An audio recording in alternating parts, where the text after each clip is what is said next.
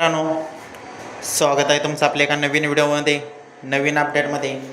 मित्रांनो, आज एक भव्य दिव्य समौजे चंद्रहार पाटील यांच्या मार्गदर्शनाखाली एक भव्य दिव्य असं एक हातात एक बैल एक दुसरा एक बैल मैदान संपन्न होत आहे. आणि मित्रांनो, या मैदानामध्ये आदतचे गट पूर्ण झालेले आहेत आणि आता दुसऱ्याचे गट आपल्याला पाहायला मिळणार आहे.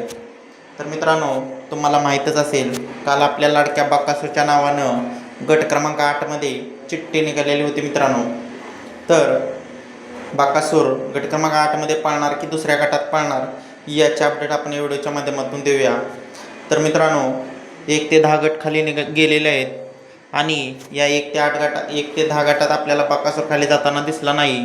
कारण पण तसंच आहे, कारण आज आपल्याला बाकासूर गट क्रमांक 8मध्ये पळताना पाहायला मिळणार नाही. तर की कोणत्या गटात पळताना पाहायला मिळेल? तर मित्रांनो, बाकासूरची दुसरी एक चिठ्ठी आहे, ती चिठ्ठी नक्की कोणत्या गटात आहे?